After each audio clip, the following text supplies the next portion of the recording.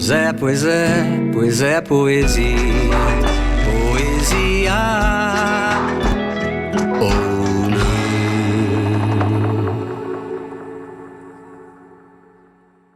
Sempre imaginei que o paraíso fosse uma espécie de biblioteca. O livro é uma extensão da memória e da imaginação. Creio que uma forma de felicidade é a leitura.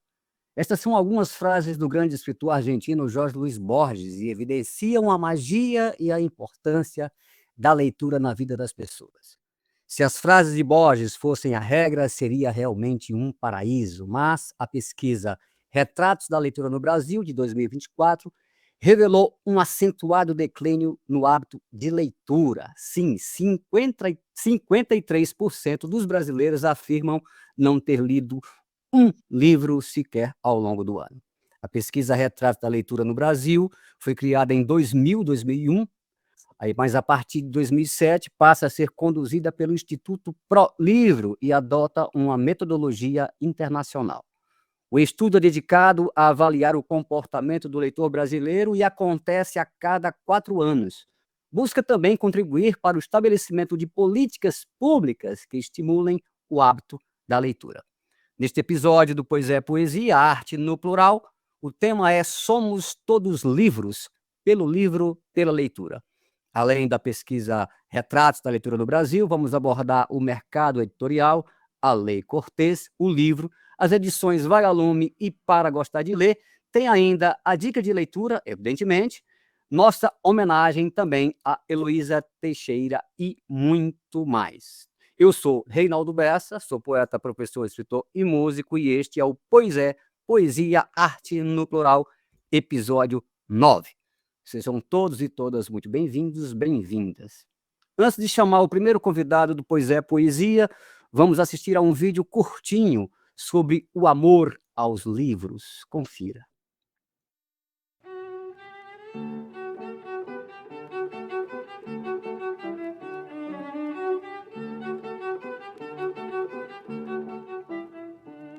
O amor à leitura e ao livro é uma coisa que eu contraí, não sei como, na infância e que me acompanha desde então até agora. Então eu procuro inocular no maior número possível de pessoas que eu encontro, especialmente crianças e jovens, o vírus do amor ao livro e à leitura. Quem pega o gosto pela leitura na infância tem esse gosto para o resto da vida. No tempo, esses livros foram se acumulando e formando uma biblioteca que atingiu a dimensões que excedem a propriedade individual. Nós resolvemos, tanto minha mulher e eu, como nossos filhos, transformá-la num caráter institucional, doando o conjunto de Brasiliana à Universidade de São Paulo. Nós sempre fomos depositários dos livros, muito mais do que proprietários, porque a gente passa e os livros ficam.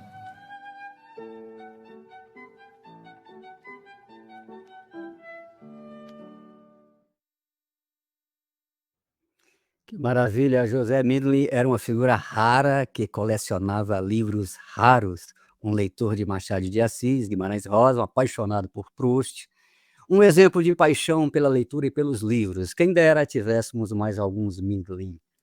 Agora sim, vamos chamar a nossa convidada, nossa primeira convidada aqui da noite, do Pois é Poesia, é Zoara Faila.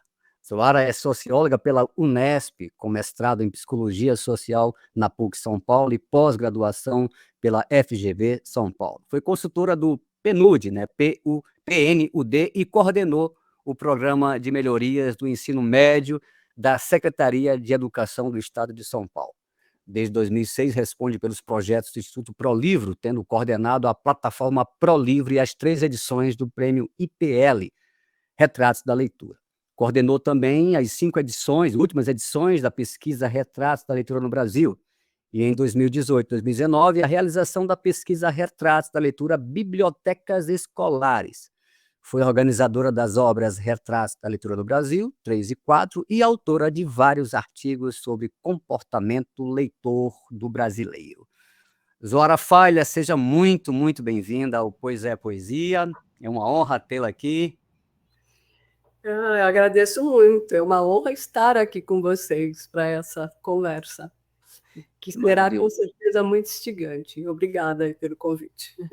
Tá bom, eu tenho acompanhado todas as pesquisas, enfim, inclusive essa recente lá no Instituto Itaú, enfim, né? Estive lá no evento e foi muito no lançamento, muito bacana. Zoara, uma socióloga e psicóloga à frente da maior pesquisa sobre leitura no Brasil, a Retratos da Leitura, como eu falava. Como que se deu isso? Como que se chegou, enfim, como que foi essas conexões? A chegada da Zoara no Instituto ProLivro? Pois é. Pode ser. Pode ser, não? Então, eu acho que o Instituto ProLivro, né, ele tem como missão o fomento à leitura, né? A missão seria transformar o Brasil em um país de leitores. E a pesquisa, sem dúvida, é um grande diagnóstico para orientar as ações, né? Tanto como você falou das políticas públicas, mas também as ações da própria cadeia produtiva, né? Da sociedade civil, que também aí desenvolve projetos importantes, né? Então, eu fui convidada para pensar um pouco quais projetos poderiam estar aí na direção, né, dessa grande missão, né? E, então, você citou aí os principais, mas, sem dúvida, Retratos ela é a mais conhecida do Instituto e também eu acredito que seja a mais relevante, né? Porque essa possibilidade de você apresentar esse grande diagnóstico da situação da leitura no Brasil, né? Eu acho que é importante, principalmente para, eu acho que criar as inquietações, né? Eu acho que você lembrou bem aí que essa última edição, né, ela pela primeira vez, né, porque a gente constrói uma série histórica e pela primeira vez nós temos mais não leitores do que leitores. Se bem que a gente sempre ficou num patamar aí meio a meio, né? A gente teve uma melhora em 95, né, que passou para... Foi a primeira vez que 56% de leitores, mas depois, de lá para cá, nós tivemos uma queda que representa 11,4 milhões de brasileiros que deixaram de ler, né? Isso é bastante preocupante, né? Porque nós estamos numa escala descendente, né? E se você considerar que, inclusive, a pesquisa, eu digo que ela é muito generosa, porque a gente considera leitor quem leu até mesmo um trecho do livro, né? Então, essa situação é bem pior, né? Porque se você olhar para a literatura, que acho que é o nosso principal foco aqui, somente 18% dos brasileiros são leitores de literatura. Eu pensava nisso, inclusive. Imagina se a definição, o conceito de leitor fosse quem tivesse lido um livro, não trechos, né? Então, como você falou, seria pior. Já nas primeiras pesquisas da Retratos, né, os resultados se apresentaram insatisfatórios. Você falava sobre isso aqui agora. No curso da pesquisa, esses resultados, com algumas diferenças, não são o que desejamos, obviamente, né? Em 2024 veio o susto. Eu falava isso na abertura, 53% da população brasileira não é leitora.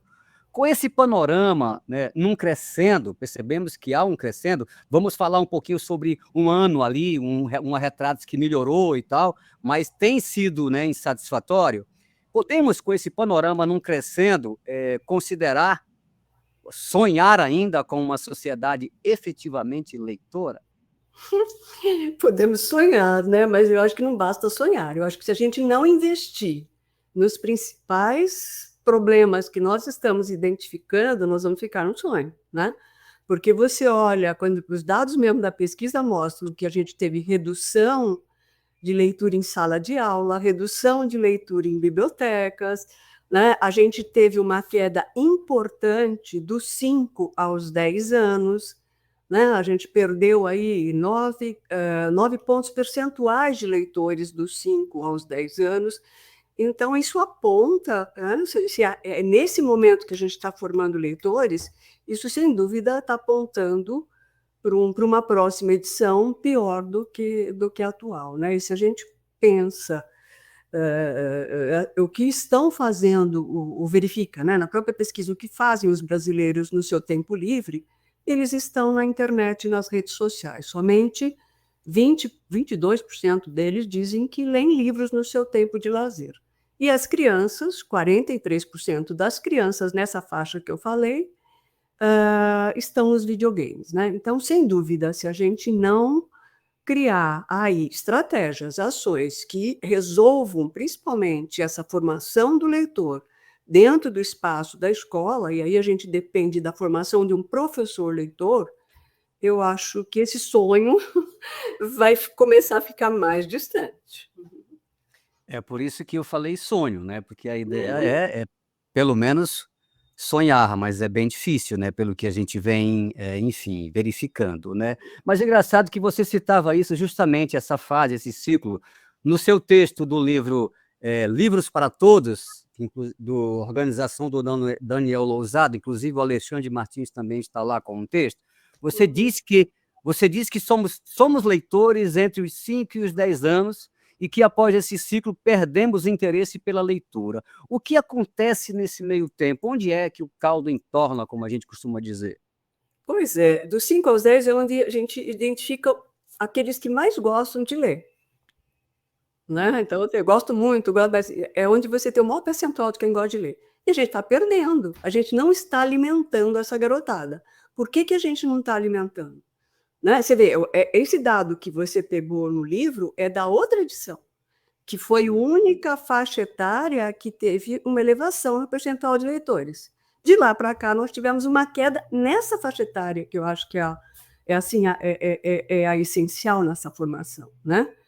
Agora, a gente tem problemas dentro das famílias, né? Como eu falei, ao invés de dar livro, eles estão dando celular, né? E você tem, acho que fundamental, desenvolver nas creches, nas escolas infantis, atividades com essas crianças, com livros infantis, que sejam lúdicas, porque você tem que estar despertando o gosto pela leitura, de uma forma afetiva e de uma forma lúdica. Né? E o livro tem sido apresentado para as crianças só como obrigação. Né? Então, infelizmente, fica difícil a gente resgatar esse gosto da criança. A gente está perdendo, a gente não está alimentando. Né? Então, a gente está perdendo essa garotada pelo caminho, eu diria. Sim. Inclusive, você falou da outra retrato, sim, mas inclusive nessa pergunta agora, já retomo o que você acabou de citar, né? Analisando os estudos coordenados por você, notamos que da Retratos 3, né, 2011, para Retratos 4, 2015, tivemos um crescimento de 6%, certo? No número de leitores, quase 5 milhões de leitores, né? O que nesse ano potencializou o aumento de leitores? Isso tem a ver com a implantação do PNLL, Plano Nacional do Livro e da Leitura, em 2006, e que depois, no governo posterior, foi destruído, e aí sim houve essa queda? Tem a ver, tem relação com isso? Tem tudo a ver, né? O livro na escola, nas bibliotecas, é fundamental. 60% das crianças depende da biblioteca escolar para os livros indicados pelos professores. Né? Quando você interrompe esse programa, né, você está inviabilizando a indicação do livro pelo professor e, de repente, o aluno ir buscar um livro que ele quer ler. Né? Essa pesquisa buscar. Então, esses programas, a interrupção desses programas, nós tínhamos aí uma perspectiva de universalizar as bibliotecas escolares, que não aconteceu, né? E a gente sabe que a biblioteca escolar é fundamental. Como você citou, nós fizemos uma pesquisa para avaliar o impacto de uma biblioteca escolar na aprendizagem, e a escola que tem uma biblioteca escolar tem 1 ano e meio a mais de aprendizagem, segundo o IDEB. Né? Então, sem dúvida, a interrupção desses programas, né, o tempo maior que levou para toda a distribuição, sem dúvida, isso impactou nesses resultados.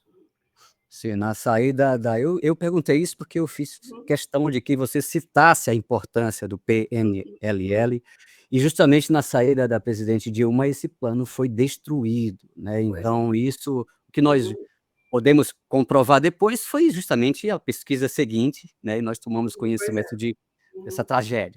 tragédia, né, enfim. Agora, parece até que nós combinamos, né, porque, você está respondendo com as perguntas que eu vou fazer logo em seguida, não é, Fefi, mas, é le Propaganda. não, não, é muito legal porque é a sintonia mesmo, né, Que bom. do conteúdo. Bom, eu gostaria de perguntar o seguinte: o tripé família, Estado e sociedade civil. A família, a mãe não é mais mediadora de leitura, o Estado não investe mais na educação e a sociedade civil, com as empresas, ONGs, escolas, eventos, prêmios, já não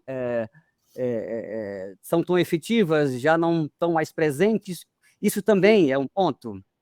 Pois é. Não, a mãe continua sendo a mais citada, tá? Com essa história do pessoal, não, influenciador, isso é balela. Se você olha a pesquisa, né, quando você olha brasileiro, é 1%. Né? Agora, é lógico, quando você faz lá um recorte numa amostra do jovem, né, do jovem de classe média, um jovem universitário, aumenta o percentual de influenciadores, né? Mas se você olha para Brasil, não, né? O que as pessoas, eu escuto muito isso. Pô, mas nunca se leu tanto. Como assim nunca se leu tanto? O que é que se lê na internet e nas redes sociais? Né? Então, eu acho que, sem dúvida, né, você falou na mãe, a família é o espaço privilegiado de despertar do interesse pela leitura, mas qual é o perfil da família brasileira? Né? A família não é leitora, a escolaridade, né, se ela não é leitora, ela tem dificuldades para promover essa leitura dentro do espaço de casa, não tem livro em casa, não tem condições de comprar.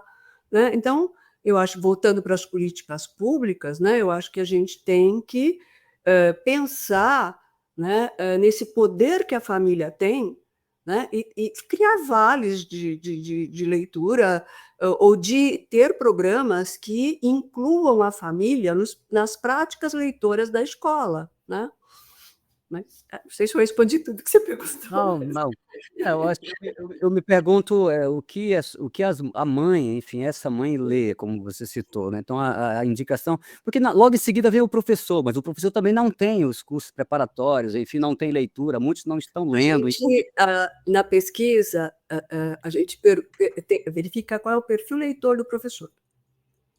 Mais de 50% informam que não gostam de ler.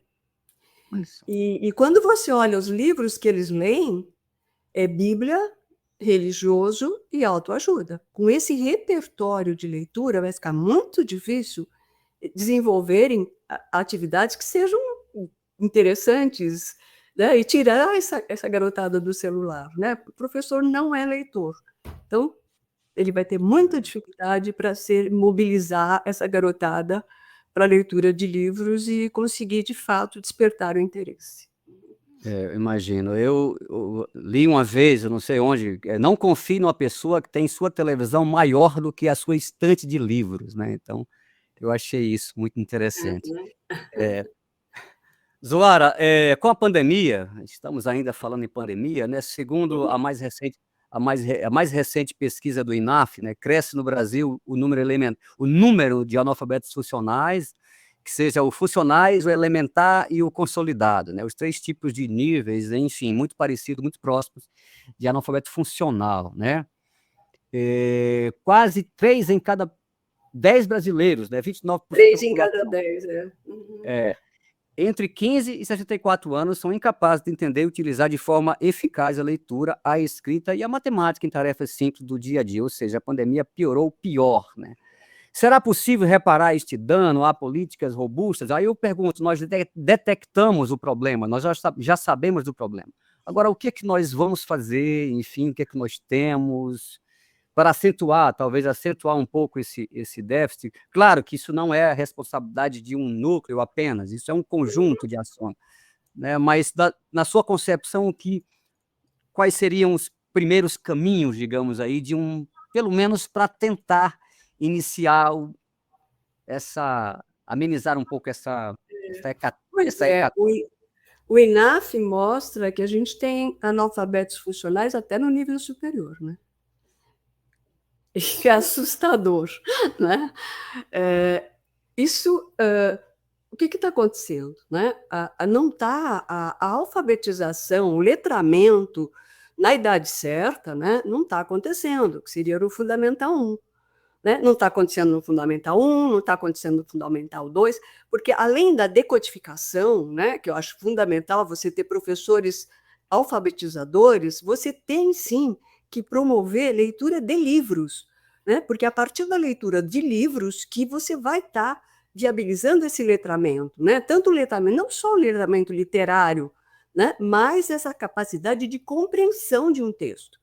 A Retratos também, 36% disseram que não leem porque não compreendem o que leem. Né? No INAF é 29%, mas como a gente é a partir de 5 anos, quer dizer, é o mesmo percentual.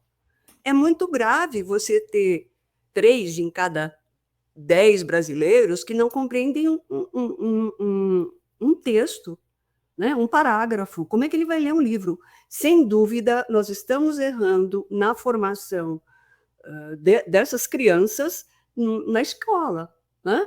E tem que se investir na formação do professor, tem que se investir em bibliotecas escolares, ou nós não vamos sair desse fosso, né? O professor que não é leitor, que não desenvolve práticas leitoras dentro da sala de aula, e aí não é só literatura, né? A leitura é fundamental para o acesso ao conhecimento de todas as disciplinas. Então, você está comprometendo a aprendizagem dessa garotada, né? É muito grave. Se não tiver políticas públicas, né, que deem conta da formação desse professor e remunerar melhor esse professor. Né? A gente sabe que militar ganha mais que professor tem que ter jornada dupla e não tem tempo para estudar. Né? Então, tem que ter formação continuada para recuperar esses que já são em sala de aula e remunerada e com bolsas, com remuneração, senão ele não vai fazer. Então, olha, não tem que inventar a roda. A gente sabe, todas as receitas estão aí. Né? O que precisa é vontade política para investir seriamente nisso. Sim, no caso você falava no analfabeto funcional da faculdade, da universidade, do ensino superior, que é o analfabeto consolidado, é aquele que ainda não é um leitor, enfim, que consegue ler. Ele não compreende, não consegue fazer reflexões sobre aquele conteúdo, né? É um nível um pouco melhor do que o elementar e um pouquinho melhor do que o funcional em si, né? Mas ainda é muito triste, né? Bom, parece até que é combinado, eu continuo dizendo que parece que é combinado, porque vou fazer uma pergunta agora sobre justamente isso que você falava, né? Olha, a pesquisa que você lidera, enfim, que você organiza, que está à frente, realizada pelo IPL, né, aplicada pelo INSPER, né, em mais de 500 escolas públicas de ensino médio em todo o Brasil, revelou que as bibliotecas escolares, que se falava, são fundamentais para o aprendizado e incentivo à leitura dos alunos. No entanto, Zolara, houve uma defasagem de 60% dessas bibliotecas no curso dos anos. O que acontece? Detectamos o incêndio, mas não temos como apagá-lo. Olha, falando das últimas gestões, né, 1.500 bibliotecas foram fechadas. Olha só. Né? Além de todas as livrarias que, né, como a gente vai melhor, o Alexandre vai falar muito sobre isso, né, que é a grande vitrine, né, de aproximação do leitor do livro, as bibliotecas, 1.500 bibliotecas fechadas. E muitas cidades, é o único espaço cultural que as cidades têm. Né? Agora, por outro lado, as pessoas percebem a biblioteca, acho que a pesquisa fala isso, percebem a biblioteca como um lugar para estudante. né? Mais uma vez, vamos pedir, né, para que os formuladores de política, né, têm que mudar esse modelo de biblioteca. A biblioteca tem que ser aberta, tem que ser, eu digo que a biblioteca do barulho, né, ela tem que trazer a comunidade para dentro dela, né, ela tem que desenvolver ações para depois trazer o livro, né? Então, leve a biblioteca para dentro e forme bibliotecários que sejam mobilizadores dessa sociedade, dessa comunidade, e não só técnicos de catalogação de livros. Tá certo. Esse é o ponto, né? É um ponto que isso que você falou, muito importante. A biblioteca não é apenas um lugar para estudar, gente. É um lugar de leitura, um lugar para buscar, enfim. Encontros, né? De encontros e, enfim, de barulho, como você diz. Zoara, eu agradeço imensamente. A sua ficaria horas aqui, como eu costumo dizer, quando o papo é muito bom. Já sanou aqui várias dúvidas, acredito que de todos nós. Então, queria te agradecer muito pela tua presença, por ter aceitado o convite, tá bom? E Eu que sucesso aí. agradeço. Muito boa essa conversa. Obrigada. Bacana, bacana. Isso vai se espalhar aí por toda a internet, vai chegar a muita gente, muitas escolas, universidades. As pessoas utilizam como pesquisa, como estudo, é muito bom, tá certo? Obrigado mesmo. Sucesso aí. Bom, e agora chegou aquele momento, né, aquele espaço do poesia dedicado ao incentivo aos livros, à leitura, né? Não seria muito ruim um tema sobre leitura e não ter a nossa dica de leitura, que a gente já tem desde o começo do Pois é Poesia, né? E quem traz a dica de leitura de hoje é Gustavo da Cruz, o poeta, né? Ele é de São Paulo, né? É escritor e professor, poeta, conheço o Gustavo também como poeta, graduado em letras, especialista em arte e educação e com 2 livros lançados. O primeiro de poemas, como eu falava, intitulado Internamente, Eternamente. O segundo, o romance Ruínas, ambos lançados pela editora Literalux. Seus textos também integram coletâneas e revistas, como a coletânea de contos Rolezinho e Zine Vagando pelas Ruas, ambos lançados pela Borboleta Azul. Tem ainda textos na segunda edição da revista digital HG 80 e na edição número 12 da revista digital Autorretratos. Vamos à dica de leitura do Pois é Poesia, Arte no Plural, com o poeta Gustavo da Cruz. Saudações a todos que estão sintonizados no programa Pois é Poesia. Eu sou o poeta Gustavo da Cruz e estou aqui a convite do grande Reinaldo Bessa para fazer a dica de leitura de hoje. Eu escolhi o livro Sobre a Leitura, de Marcel Proust. Eu tenho essa edição de bolso da LEPM Pocket de 2016, que fez parte da coleção 96 páginas. Eu escolhi esse livro porque ele nos proporciona um olhar muito peculiar sobre o ato de ler. O olhar de um grande escritor, que foi Marcel Proust. E ele faz isso tecendo reflexões a partir de recordações da sua infância, passando também pelas grandes referências que o formaram enquanto escritor. É muito interessante ter esse contato com essas reflexões de Marcel Proust, porque você começa a entender ainda mais e de uma outra maneira, né, por outro caminho, por outro viés, os seus livros, os seus textos. Você se sente conversando com Marcel Proust enquanto lê. Além disso, nós temos também uma entrevista na segunda parte do livro com Celeste, que foi a governanta de Marcel Proust durante os últimos 10 anos de vida do escritor, enquanto ele estava finalizando a sua obra-prima, que foi Em Busca do Tempo Perdido. Lembro de ler esse livro bem próximo do lançamento do meu primeiro livro, Internamente, Eternamente, o que me fez construir um olhar diferenciado para a leitura, que é tão importante para nós enquanto seres humanos, né? Mas também para nós escritores. Afinal, a escrita nada mais é um reflexo, ou pelo menos em parte, daquilo que a gente lê. Eu gostaria de fazer a leitura de 2 trechos. Um trecho do texto do Marcel Proust e um trecho da entrevista com o Celeste. Enquanto a leitura for para nós a iniciadora cujas chaves mágicas abrem no fundo de nós mesmos a porta de moradas em que não conseguiríamos penetrar, seu papel em nossa vida será salutar. Ela se torna perigosa em contrapartida quando, em vez de nos despertar para a vida pessoal do espírito, a leitura tende a se substituir a ela. Quando a verdade não nos aparece mais como um ideal que só podemos realizar por meio do progresso íntimo de nosso pensamento e pelo esforço de nosso coração, mas como uma coisa material, depositada entre as folhas dos livros, como um mel preparado pelos outros, e que precisamos apenas dar-nos ao trabalho de alcançar nas estantes das bibliotecas e depois degustar passivamente num perfeito repouso do corpo e da mente.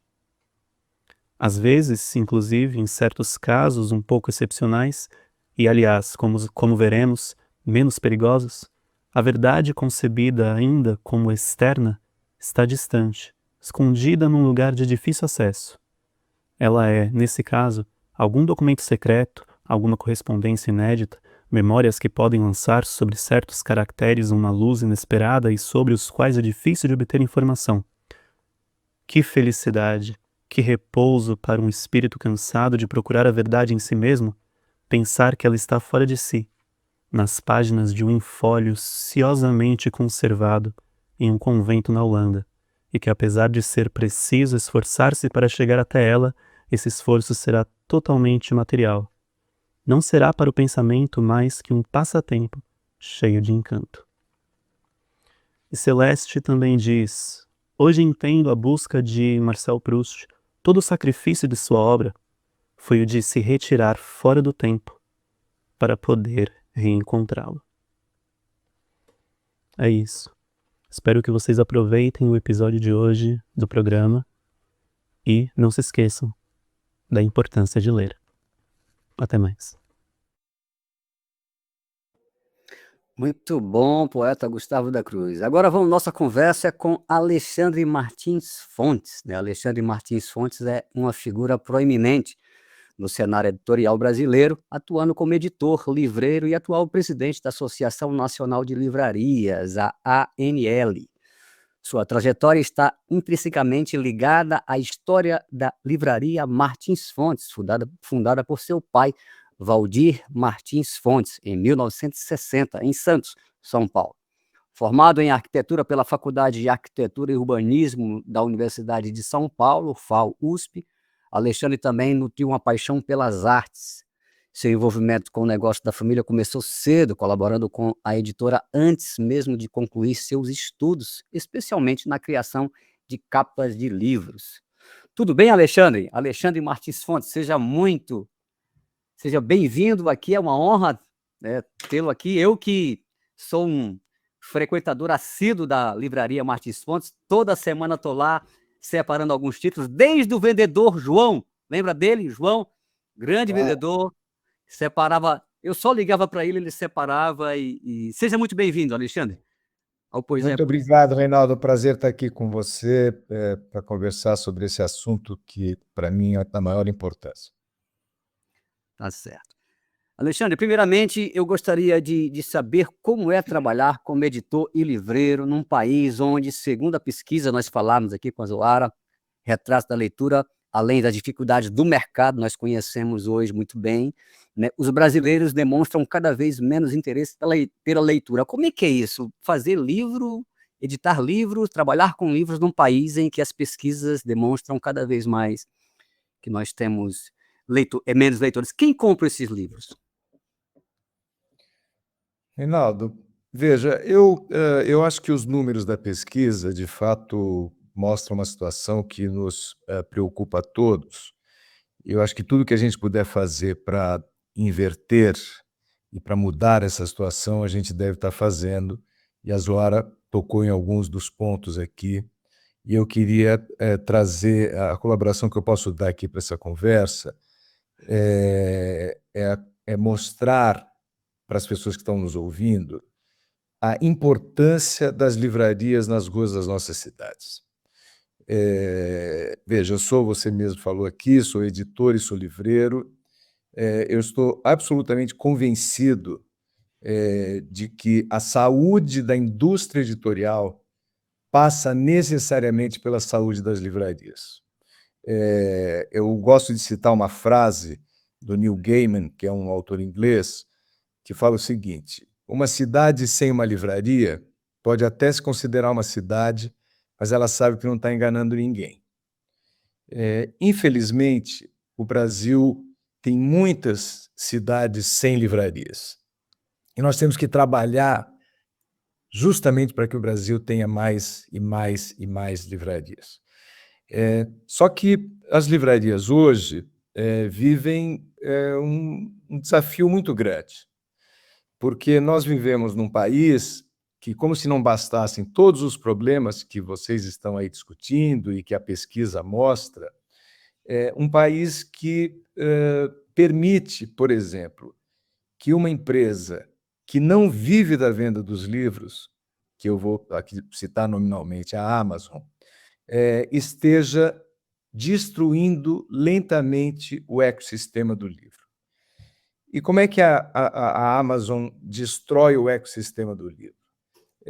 A Amazon, desde que foi fundada nos Estados Unidos, ela usa o livro como uma estratégia de marketing. Ela usa o livro como uma isca para fazer as pessoas entrarem no seu site.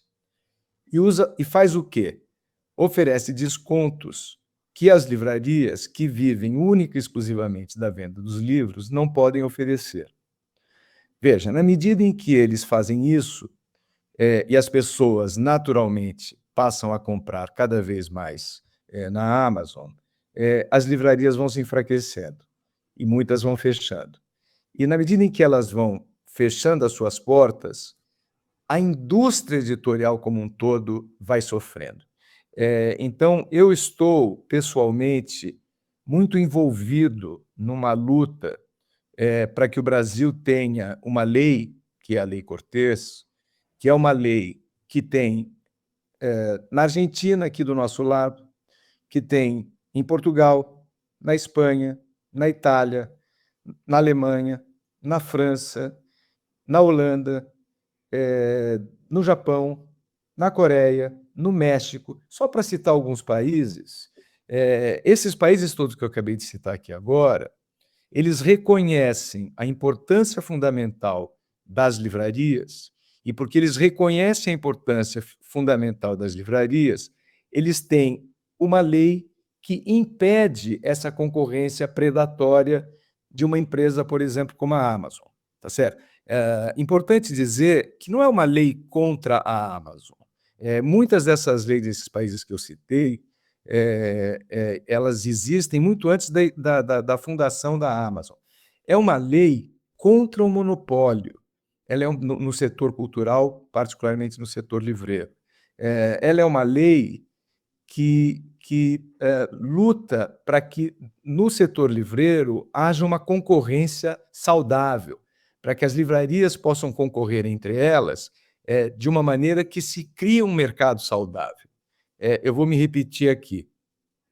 A indústria editorial, as editoras, precisam das livrarias. As livrarias são a verdadeira vitrine daquilo que eles produzem. No momento que você tem cidades sem livrarias, que você tem bairros e bairros e bairros sem livrarias, as pessoas não têm acesso aos livros, as pessoas nem descobrem os livros, tá certo? Então eu acabo de voltar de Paris, e eu tenho que te dizer que eu voltei assim emocionado de ver a quantidade de livrarias que Paris tem nas suas ruas. E se você for conversar com qualquer um dos livreiros de Paris, pequenos, médios e grandes, eles vão te responder o seguinte: nós estamos aqui, nós estamos sobrevivendo porque a França tem uma lei que nos protege. Então o Brasil precisa urgentemente dessa lei também. Nos países onde você não tem uma lei como a Lei Cortês, você vê o desaparecimento das livrarias, você vê um aumento do preço do livro, porque o monopólio necessariamente traz um aumento do preço do livro, tá certo? Então, as pessoas, e aqui eu falo para aquelas pessoas que falam, mas o que ele está falando? É uma lei que vai impedir que eu compre o livro com desconto. As pessoas que fazem essa leitura superficial, na verdade, elas estão deixando de ver esse quadro que é muito mais complexo, entendeu? Se nós não fizermos nada, em breve nós já temos uma indústria editorial hoje que é menos rica e mais fraca do que era 15 anos atrás, antes da Amazon entrar no país, e a tendência é que essa indústria vai ficar cada vez mais fraca. Essa é uma luta realmente que não poderia ser mais importante. Você vai falar mais, posso chamar de você, certo? Claro, por Você favor, você Reinaldo. você vai falar mais sobre isso, porque eu queria, na primeira pergunta, só para que você se apresentasse, enfim, o Alexandre Martins Fontes, que já é uma figura proeminente, mas para que os nossos, enfim, pessoas aqui que assistem o Pois É possam te conhecer melhor. Mas eu vou perguntar, inclusive, perguntas bem provocantes, você citou a Amazon, eu quero... É o seguinte, até onde eu pude acompanhar, a Lei Cortez foi aprovada na Comissão de Educação do Senado, depois de ter sido desarquivada em maio de 2023. Como está hoje? Ela já é uma lei estabelecida, está dependendo de alguma coisa? Como é? Só para o público em geral tomar conhecimento do processo, do andamento, do curso dessa lei, tão importante como você citou. E eu acho, Alexandre, que falta conhecimento, essa confusão com o desconto, quando desconhece um monte de coisa, mas, ao mesmo tempo, eu acho que falta também uma carga grande de informação do lado do mercado editorial dos livreiros, para que o público em si, público comum, tome conhecimento que não se trata apenas de um desconto ou de um não desconto, mas sim de uma proteção ao ecossistema das livrarias. Então, como é que é isso? A Lei Cortez está como? Em que pé está a Lei Cortez? Eu vou te responder essa pergunta, prometo que eu vou responder, mas eu quero, para que as pessoas entendam o que a gente está falando aqui, eu recentemente participei de um evento na Bienal do Livro, e nesse evento levantou uma jovem livreira do interior da Bahia, uma pessoa inteligente, e falou assim: olha, eu tenho uma livraria no interior da Bahia, os livros que eu tenho dentro da loja, eu adquiro ou da editora ou da distribuidora. Se eu compro através da editora, eu recebo por volta de 40% de desconto a partir do preço de capa estabelecido pela editora. Se eu compro de uma distribuidora, eu recebo de 30% a 35% de desconto. Todos os dias, alguém entra na minha livraria com o celular na mão, mostrando, por exemplo, que na Amazon o livro está sendo vendido com descontos de 30% a 40%. A pergunta que eu faço é: como é que uma pessoa como essa, jovem, querendo abrir uma livraria, pode sobreviver? Como é que ela pode se sustentar? Tá certo? Eu estou citando, então, esse caso aqui, verídico, que aconteceu comigo recentemente, mas essa é a situação de todas as livrarias do Brasil atualmente. Então, o que a gente tem que se perguntar é: nós vamos permitir que essa jovem livreira do interior da Bahia feche as portas e que as outras livrarias brasileiras também fechem as portas? A gente vai permitir viver num país sem livrarias? A minha resposta é óbvia, sabe? A gente precisa ter mais e mais livrarias nas nossas ruas. Vamos agora respondendo a tua pergunta. A lei passou, o projeto de lei 49/2015 passou em todas as comissões do Senado, felizmente, e agora está indo para a Câmara dos Deputados. Então, nós ainda temos uma luta à nossa frente, que é convencer os deputados brasileiros da importância de uma lei como essa. Mais uma vez, aliás, o que é a lei, afinal de contas, para as pessoas entendam o que é esse projeto. A lei estabelece o seguinte: o livro é publicado pela editora, a editora estabelece o preço de capa. no momento que o livro é publicado e que a editora estabelece o preço de capa, a lei diz o seguinte: num período de 12 meses, ou seja, no período de 1 ano, esse livro só poderá ser vendido com, no máximo, 10% de desconto. O Brasil publica aproximadamente 13 mil novos títulos por ano. E, no ano passado, foram vendidos por volta de 230 mil títulos no ano de 2024. Então, nós estamos falando aqui que a lei vai criar, digamos, essa regra para 6% dos livros que estão à disposição do consumidor brasileiro. Em outras palavras, 94% dos livros que a gente compra hoje no Brasil não serão afetados por essa lei. Então, é muito importante que fique claro o seguinte: nós não estamos falando de um congelamento de preços para 100% dos livros. Nós estamos falando de uma regulamentação que vai atingir somente 6% dos livros que estão à disposição do leitor brasileiro.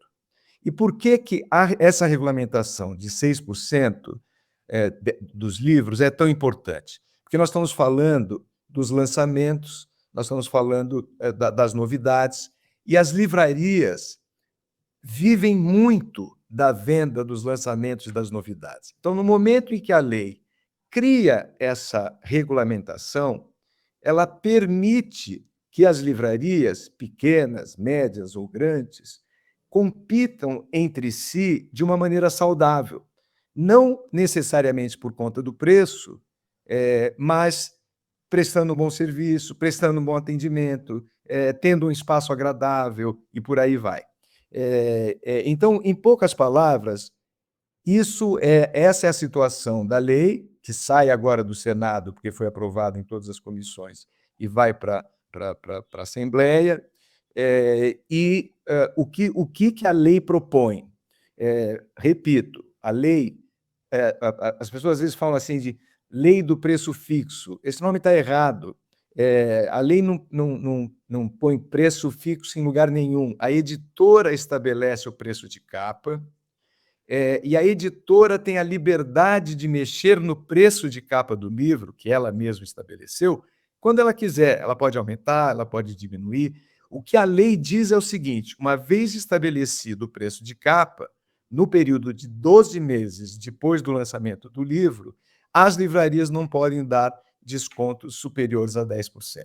É isso.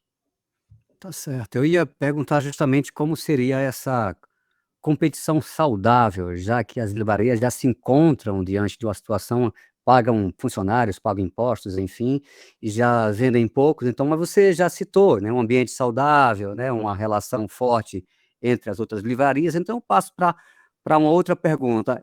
Eu não sei se eu entendi bem, mas parece que numa das suas entrevistas eu li que na sua condição de livreiro, você fornece livros para a Amazon. Não sei se... Na condição de editor. Perdão, de editor. Eu te conto. Deixa eu te dar uma outra informação, Reinaldo, que é muito importante. Veja, muita gente pensa assim no Brasil: sabe o que acontece? As pessoas preferem comprar online. É mais agradável, é mais rápido e tal.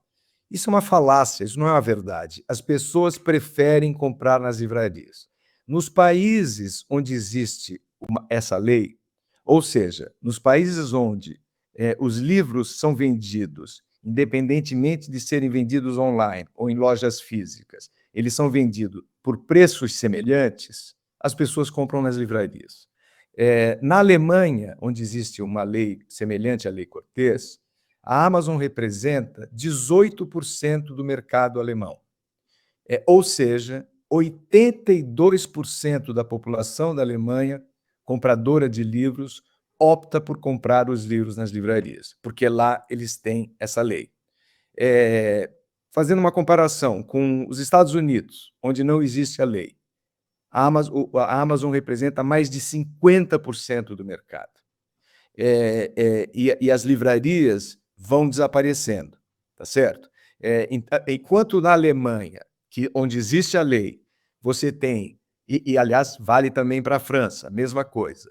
Você tem livrarias espalhadas pelas ruas das cidades e uma indústria editorial forte e, consequentemente, índices de leitura muito altos. Em países onde você não tem a lei, você tem o desaparecimento das livrarias, você tem uma concentração do mercado na mão de um player só, nesse caso da Amazon, e o resultado é queda nos índices de leitura, etc, etc. Bom, mais uma vez, estou querendo aqui deixar o mais claro possível o que está por trás da necessidade de nós tomarmos iniciativas para proteger o ecossistema do livro, tá certo? Agora vamos à tua pergunta. Eu sou editor e sou livreiro. No Brasil hoje, a Amazon também representa mais de 50% do mercado de livros, ou seja, nós já temos um monopólio no Brasil e, se nós não tomarmos cuidado, esse monopólio só vai crescer. E em breve as editoras vão ter um único cliente que tem um nome e sobrenome, que é a Amazon. Eu, como editor, eu publico o livro, eu quero fazer o livro chegar às mãos do consumidor final, do leitor. Como é que eu faço isso? Eu vendo os livros, ou consigno os livros, para as livrarias brasileiras, que cá entre nós é a melhor maneira de fazer os meus livros chegarem às mãos do leitor, mas eu vendo também para a Amazon, tá certo? Porque a Amazon é um player absolutamente importante. Então, veja, a minha situação, eu estou aqui falando, e vou falar claramente mais uma vez, que a Amazon está lentamente destruindo o ecossistema do livro. E eu estou falando isso de um cliente meu. Eu sou fornecedor da Amazon, tá certo? Mas eu não tenho nenhum problema em falar isso, porque essa é a verdade. Essa é a verdade.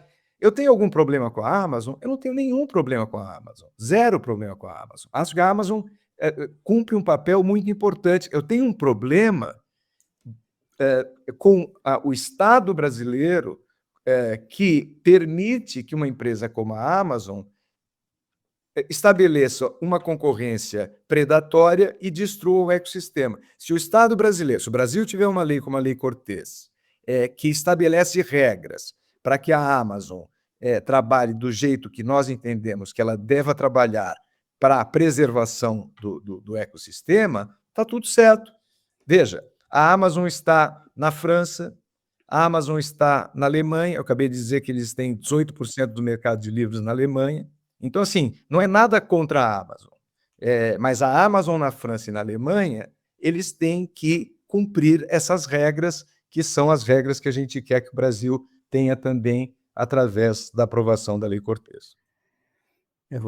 Você falava da França, a Lei Lang, né, que só Isso. são 5% de desconto e são 2 anos. No Brasil, 10% de desconto e 1 ano. Então, ou seja, né, é só comparar. Nós Bom, mas somos, essa lei é uma lei, digamos, boazinha, tá certo? Ela só vai controlar os descontos num período de 12 meses, ou seja, de 1 ano, e ela ainda permite 10% de desconto. Na França, o controle é de 24 meses, são 2 anos, e o máximo de desconto é 5%. As pessoas, por isso mesmo, você chega em Paris e você vê a cidade forrada de livrarias. A mesma coisa, aliás, acontece na Argentina. A gente não precisa se comparar com a Alemanha, que é um país rico, ou a França, que é um país rico. Vamos nos comparar com a Argentina. A pessoa vai para Buenos Aires e fica encantada, na verdade, com a quantidade de livrarias espalhadas pelas ruas das cidades. O que elas não sabem é que a Argentina tem uma lei que impede essa atuação predatória, tá certo? Então, tudo isso, Reinaldo, para chegar lá na tua primeira pergunta, entendeu? Eu não acho que as pessoas não tenham interesse em ler livros, elas não têm interesse em comprar livros. Eu acho que nós estamos criando uma situação, a gente já vive num país com muitos problemas sociais, como a gente sabe, educação, etc., etc., uma péssima distribuição de renda, etc. Agora, na medida em que você vai criando condições para que as livrarias desapareçam, Ou seja, para que as pessoas tenham menos e menos contato com o livro, você cria um círculo vicioso, entendeu? Argentina, você visita, você vai para Buenos Aires, tem um monte de livrarias espalhadas pelas cidades, pela cidade, e as livrarias estão todas lotadas. Eu vou falar mais uma vez, acabei de voltar de Paris, eu vi um monte de livrarias espalhadas por Paris, e as livrarias todas lotadas, uma festa. Então, assim, a indústria e a sociedade brasileira como um todo, aliás, a sociedade mundial, tem razões para se preocupar, as pessoas leem menos, eu não tenho a menor dúvida disso. Mas, no momento em que você cria condições para que o mercado editorial seja mais forte, para que as livrarias sobrevivam, para que essa jovem livreira da Bahia tenha condições de abrir as portas da sua livraria e pagar os salários dos seus funcionários, pagar as suas contas, o seu aluguel, etc. A hora que a gente cria condições que permitam que essas pessoas, pequeno empresário, sobrevivam, que a pessoa que gosta de livros e que sonha em abrir uma livraria, que ela tenha condição de fazer isso de uma maneira saudável, nós teremos certamente uma situação muito mais rica do que nós temos hoje.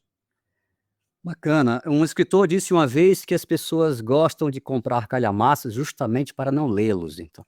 Então, eu gosto de comprar livro, eu vejo muita gente comprando livro, assim. E quando eu estive em Buenos Aires uma vez, eu não sei como é que é hoje, mas no Brasil é um posto de gasolina em cada esquina, né? Mas Buenos Aires é uma livraria em cada esquina. Pelo menos na Posto de gasolina, farmácia, o Brasil. Eu vou voltar aqui para a frase do Neil Gaiman. Uma cidade sem uma livraria pode até se considerar uma cidade, mas ela sabe que não está enganando ninguém, sabe? E isso é o grande desafio que nós temos como sociedade, Reinaldo. Nós temos que criar condições para que as nossas cidades tenham mais livrarias, para que as pessoas tenham livrarias nos seus bairros, sabe?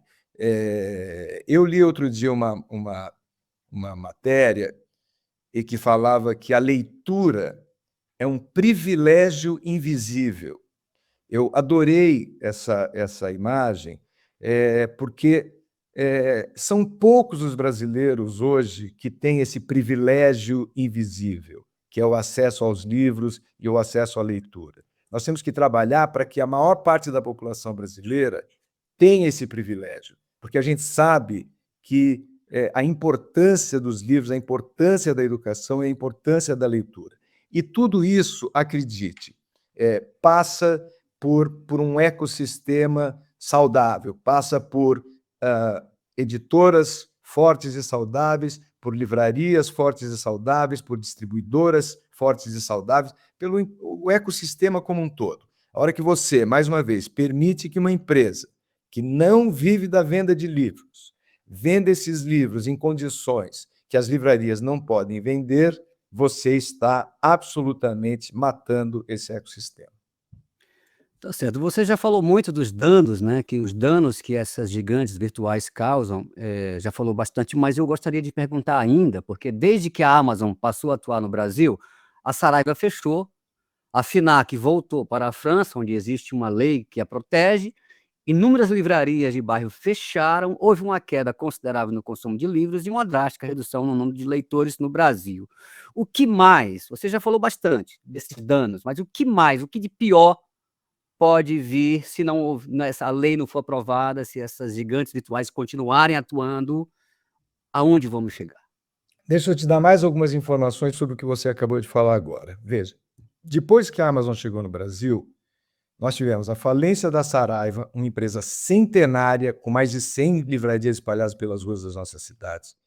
Nós tivemos o praticamente desaparecimento da cultura, que foi durante décadas o sinônimo de livraria no Brasil, livrarias extraordinárias.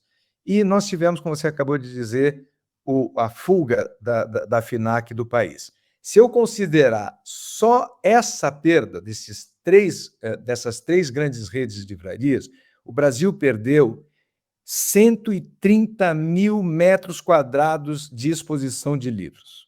Ou seja, se eu pegar mais uma vez a frase aqui do Neil Gaiman, quer dizer, o Brasil perdeu 130 mil metros quadrados de livrarias. Isso é uma tristeza. Você falou aqui rapidamente da FINAC. Veja, por que a FINAC saiu do Brasil, afinal de contas? Porque a FINAC está em Portugal, onde existe essa lei, a FINAC está na Espanha, onde existe essa lei, a FINAC está na França, onde existe essa lei. Por que ela saiu do Brasil? Porque ela entendeu que num país, mais uma vez, que permite essa concorrência predatória, eles não têm condições de sobreviver. Veja, para que os clientes, os nossos ouvintes aqui entendam, como é que uma livraria paga as suas contas? Paga os seus salários, funcionários, aluguel, luz, impostos, etc. Ele paga através da margem que ele tem entre o valor, que é o preço de capa estabelecido pela editora, e o preço líquido, que é o preço que ele paga para a editora, ou seja, ele recebe um desconto da editora e usa essa margem para pagar os seus investimentos, seus custos, etc, etc. Se a livraria vender os livros com 30% de desconto, ela fecha as portas no dia seguinte, entendeu? Isso vale para a FINAC, vale para a Saraiva, vale para a Cultura, vale para Martins Fontes, vale para qualquer outra livraria brasileira, vale para essa pequena livraria no interior da Bahia e por aí vai. A Amazon vende com esse mesmo desconto e não fecha as portas porque eles não precisam desse dinheiro. Vou falar mais uma vez. Eles usam o livro como isca para que as pessoas entrem no site e comprem outros produtos. Agora, sabe o que é curioso? Tenta comprar o seu iPhone na Amazon com 1% de desconto. Você não compra.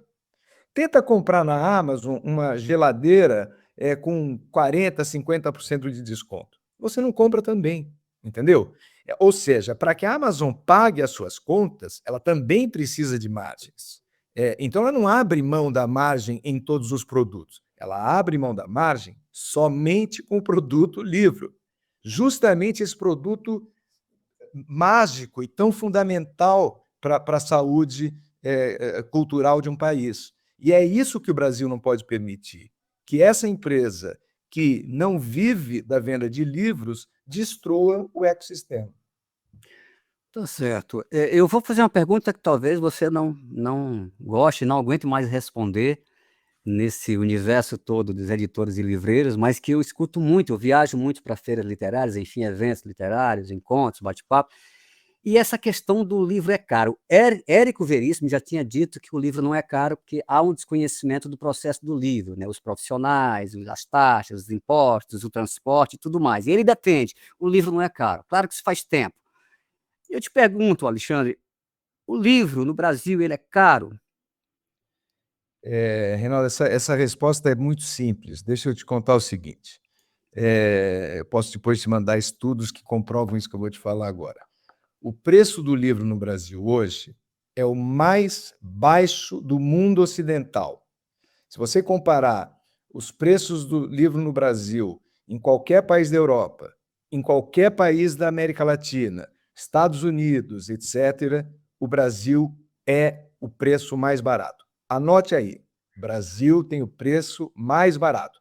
As pessoas vão ouvir o Alexandre falar isso e falar assim, puta, esse cara tá maluco, eu não consigo comprar o livro. O problema não é o preço do livro, o problema é o poder aquisitivo do povo brasileiro, entendeu? Porque não é só o livro que é caro, tá tudo caro no Brasil. O poder aquisitivo da população brasileira, como nós sabemos, é lamentavelmente muito baixa. Você já falou, e eu vou falar aqui novamente, as pessoas se esquecem que por trás de um livro você tem o autor, que recebe direitos autorais, você tem, se for um livro traduzido, o tradutor, você tem o designer, você tem o capista, você tem os custos industriais, papel e gráfica, você tem todo o trabalho administrativo, custos administrativos de uma empresa, você tem custos de marketing, entendeu? Então você tem custos muito altos que se somam para que se produza um livro. Como é que esse preço no Brasil pode cair, Reinaldo? Ele pode cair se você aumentar as tiragens. Porque no momento que você aumenta as tiragens, o preço, o custo unitário do livro cai. Mas se você tem um mercado fraco e se você tem tiragens pequenas, obviamente o preço, o custo unitário do livro fica mais alto. Então, eu te afirmo duas coisas aqui.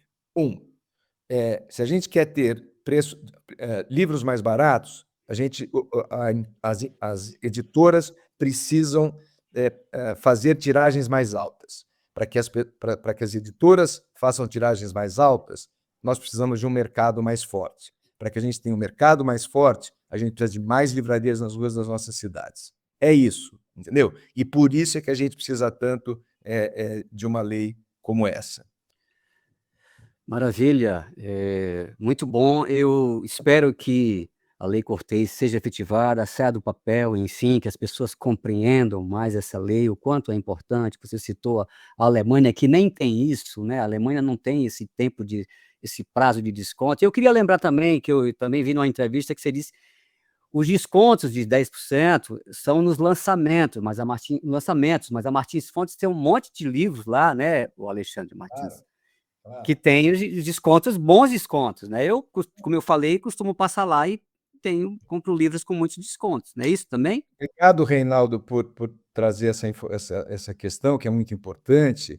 Veja, nós temos hoje, na nossa livraria, na Avenida Paulista, em São Paulo, são 3 andares, nós temos um andar inteiro de saldão, de livros sendo vendidos com descontos de 40%, 50%, descontos altos mesmo. Eu não sou contra os descontos, muito pelo contrário. Eu sou a favor dos livros, eu sou a favor da literatura, eu quero que as pessoas tenham acesso aos livros. E eu entendo que as livrarias devem também vender com descontos, negociando condições especiais com as editoras e tal. Repito, por que eu defendo tanto a Lei Cortês? Porque a Lei Cortês, ao fazer essa regulamentação do preço do livro nos primeiros 12 meses, ela está dando oxigênio para que as livrarias sobrevivam, entendeu? Então, isso não... Vou falar mais uma vez esse número, 94% dos livros à disposição dos leitores brasileiros não serão afetados pela lei. Essa é uma informação muito importante, entendeu? Sim. Porque quando as pessoas ficam, vocês vão querer controlar os preços, não sei o que, tá? É uma reação superficial por um desconhecimento do que está se propondo efetivamente. Então, as pessoas vão continuar comprando na Amazon com desconto, vão continuar comprando nesse nosso andar, terceiro andar com desconto, eles só não vão conseguir comprar, uma vez aprovada a lei, os lançamentos durante um período de 12 meses, que, mais uma vez, representa 6% daquilo que existe no mercado. É isso, é só isso, é simples assim. Maravilha, Alexandre. Querido, muito obrigado pela sua participação, muito obrigado pelas suas palavras, por aceitar o convite e por esclarecer aqui várias questões que muitas pessoas perguntam, antes da gente fazer o programa, eles perguntam, pergunta isso, pergunta aquilo, porque a maioria não tem esse conhecimento, que alguns, né, já têm isso como um fato, enfim, né, como um fato comum, né? Mas muito obrigado mesmo, desejo sucesso a Martins Fontes, sucesso à Lei Cortês, que ela seja realmente saia do papel e seja efetivada, e as pessoas, enfim, compreendam mais tudo que propõe essa lei tão importante para a proteção do ecossistema das livrarias no Brasil, tá certo? Ronaldo, muito obrigado pelo convite, um prazer aqui estar conversando com vocês, eu estou sempre à disposição de vocês, esse assunto, você vê aqui o meu entusiasmo quando eu falo sobre ele é um assunto, de fato, muito importante, porque nós estamos, em última análise, Reinaldo, falando sobre o futuro do nosso país. Sim. Um país sem leitura, um país sem livros, um país sem livrarias, é um país fadado ao fracasso, entendeu? Então, nós temos que fazer tudo o que a gente puder fazer, e são muitas as ações possíveis, eu estou falando especificamente de uma questão, né, que é a questão da Lei Cortês, das livrarias, etc. Temos que nos dar as mãos para que a gente tenha, de fato, um país de leitores, e você conta sempre comigo. Parabéns aí pelo programa e obrigado pelo Maravilha. convite, tá? Maravilha, obrigado. Sucesso, querido. Valeu, um Sucesso aí. abração para você, Reinaldo. Te vejo na Valeu. livraria. Pode deixar, estaremos lá.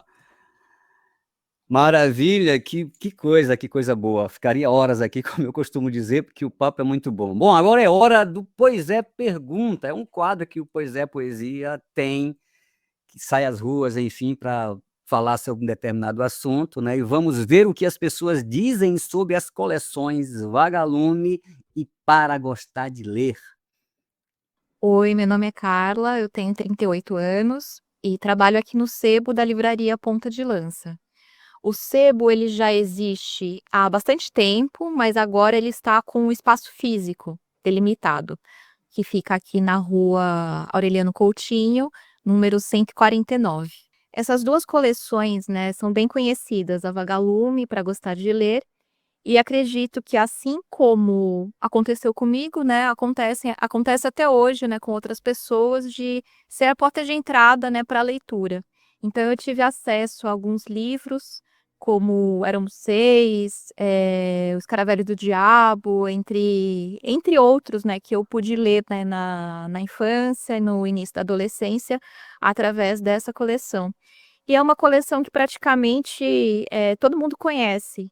E nós temos uma demanda também aqui pelo sebo, apesar dele ser um sebo mais especializado em história, arte, mas a gente tem essa demanda, né, muito grande, né, pela literatura.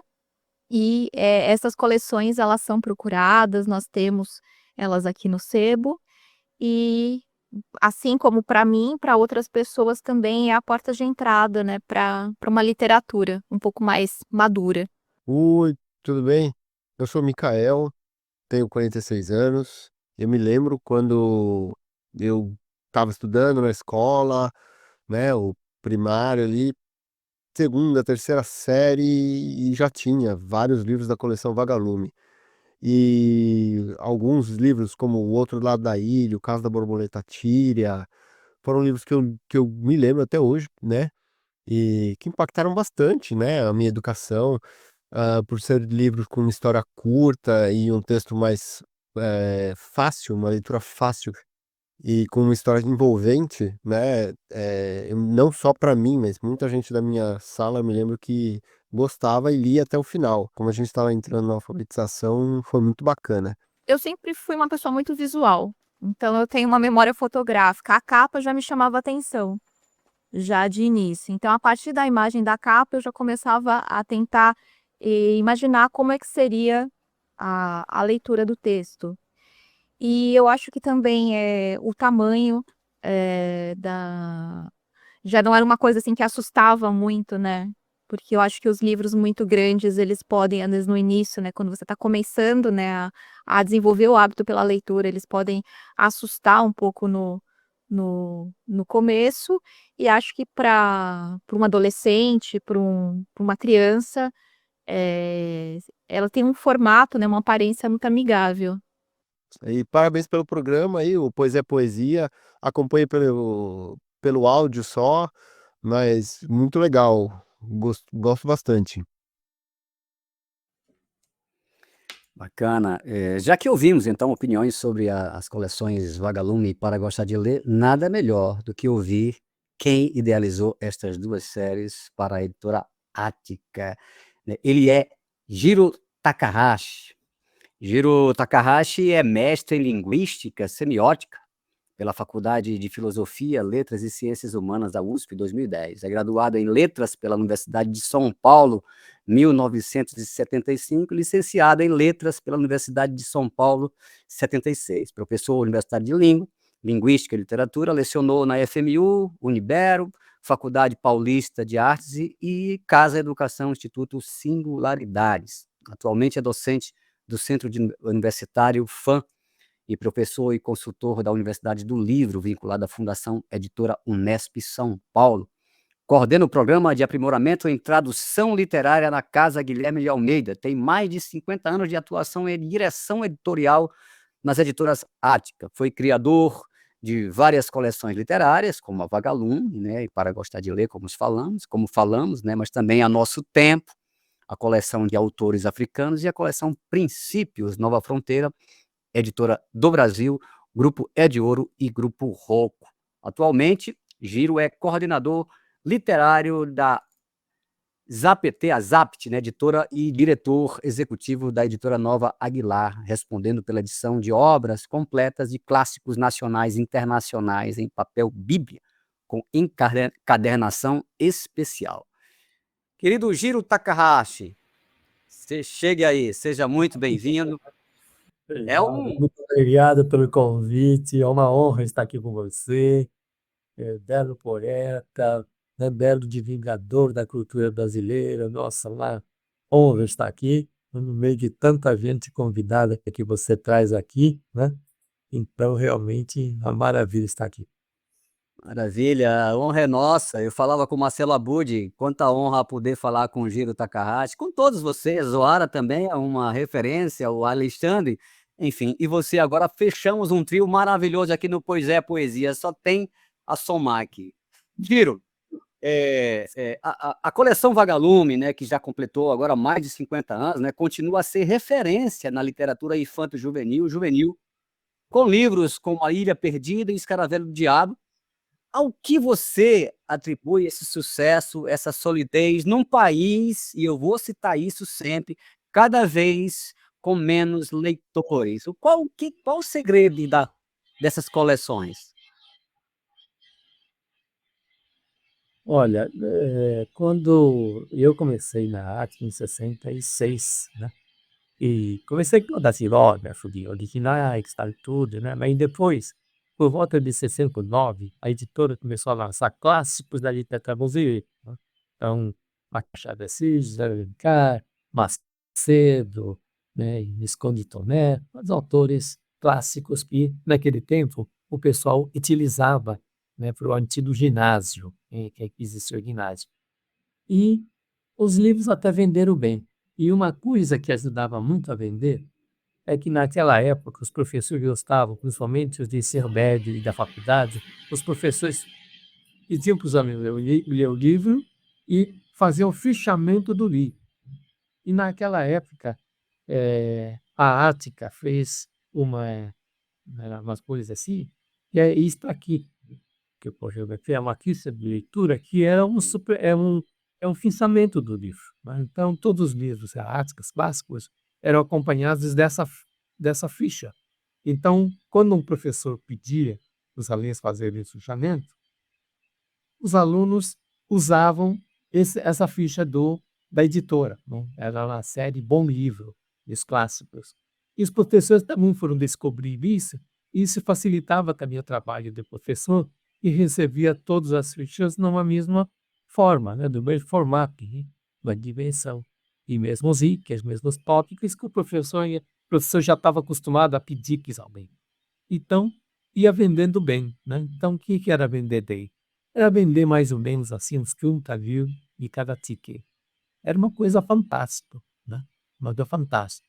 Só que para a editora era pouco, né? Era pouco. Porque a quantidade de alunos de ensino médio, das zonas finais de ginásio, do Fundamental 2, né? E mais para aplicado, quer dizer, 30 mil ainda a gente já estava muito pouco. E aí começamos a ouvir professores e os divulgadores da arte nas escolas também para ouvir os alunos. Então o pessoal dizia que a linguagem era muito complicada, era meio ultrapassada, né? A realidade não era a realidade atual, tudo. Então a gente percebeu que estamos falhando, né, por não entregar, quer dizer, clássicos só para sempre, deveríamos parar de fazer, né? Mas então a gente imaginou fazer uma coleção com livros de autores mais contemporâneos, próximos do nosso tempo. E aí a gente começou a bolar um projeto, e nesse tempo eu dava aula. Eu sempre dei aula muito período, umas 4 horas da manhã, 2 da noite. Eu sempre dei aula e depois trabalhava o resto do dia em editora, né? E eu comecei a dar aula, né, em CPEM, e aí dava aula para antigo ginásio, né? E não tinha muita experiência do magistério e só aprendo muito. E aprendendo muito pouco a pouco, principalmente com as atitudes dos alunos. E uma das coisas que eu percebia, quando eu usava os mesmos livros que sempre se ensinou, os alunos não tinham realmente interesse, né? E isso confirmou, né? Confirmou nas minhas salas. E depois, outra coisa que eu percebia, eu andando na classe dele, tinha alguns alunos que se mostravam tão interessados em algumas palavras, tal. Professor, me explica aqui que é a palavra hirto. E eu ficava todo feliz, né? Nossa, um aluno de ginásio querendo saber o sentido dessas palavras aí. Ele explicava, cara, eu ficava muito feliz. Mas aí na hora que eu andava naquela classe e olhava as carteiras, debaixo das carteiras, o que que eles estavam fazendo? Eles estavam, na verdade, respondendo as palavras cruzadas. Eles estavam falando essas palavras. Eles estavam fazendo charadas, né? Eles não estavam muito preocupados com a minha aula, né? Então eu, em vez de dar bronca, em vez de eu pedir a conta, em vez de eu desistir disso, eu falei, bom, eles gostam de fazer uma terça lúdica, poder salado, palavras cruzadas, tem tudo, né. Então eu comecei a pensar nessa ideia de, quem sabe, já ler livros de autores contemporâneos, que o professorado e eu já buscou pedindo, e em vez de fazer essa ficha de leitura, esse fichamento, então eu parei de pedir fichamento e comecei a brincar com ele, fazer dominó com os nomes dos personagens do livro, as ações que eles se desempenharam. Então quem não tivesse lido não conseguia jogar o dominó, né. Então essas coisas todas eu fui aprendendo porque eles me ensinaram e eles queriam brincar, né. Então vamos inventar brincadeira. Aí eu fui criando brincadeiras para eles, né. Então quando, no período da tarde, quando eu ia para a Ática, então eu comprei tudo isso e falando, nós temos que criar uma coleção, né, e tendo em vez da ficha, com uma coisa que nós vamos chamar de suplemento de trabalho e com atividades lúdicas, né, só com atividades lúdicas. Então, quem lê o livro, mesmo de uma maneira muito simples, então responderia, olha só, você tem aí na mão. Então esse suplemento de trabalho, né, era uma coisa mais lúdica, e aí esse artigo de nível um pouco mais para cima, tem menos atividades lúdicas, mas aqueles como Ilha Perdida, A Escaravelha Enfiada, tá, e tudo, eram quase que, vamos dizer, 90% lúdicas. E outra coisa que nós fizemos é que a gente percebia que os alunos gostavam muito de história em quadrinhos, de gibis na época, né? Então a gente, em vez de pedir para os alunos, faça o resumo do livro. Então, isso é uma atividade meio assim, muito obrigatória, não é muito, assim, não tem nenhum apelo, né. Então nós resolvemos fazer o seguinte, fazer as cenas principais do livro em quadrinhos. Então, nós deixamos os desenhos sem legenda, sem balões, e os alunos que liam o livro, eles variam das legendas, eles colocavam os balões de fala nos personagens. Também adoravam fazer isso. Então, quando eles pegavam o livro, olhavam e via essa coisa de história em quadrinhos, já tinha uma empatia muito grande com o material. A orelha do livro já era uma história em quadrinhos.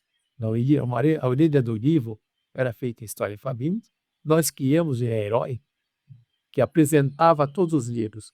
E nós chamamos esse herói de Luminoso, né? Então ele tinha no traseiro dele uma lâmpada acesa, né? Ele voava, né? Exatamente esse aí. Então criamos o Luminoso. Então ele, na orelha do livro, ele ia dizendo o que era o livro que o aluno ia ler. Então começava daí, vamos dizer assim, a a a informalizar, né, a relação do menino com o livro. Antes era uma coisa parecendo uma coisa sagrada, né, uma coisa assim meio, não posso mexer de qualquer jeito, não posso fazer dobrar, não posso rabiscar, não posso isto, e aí não.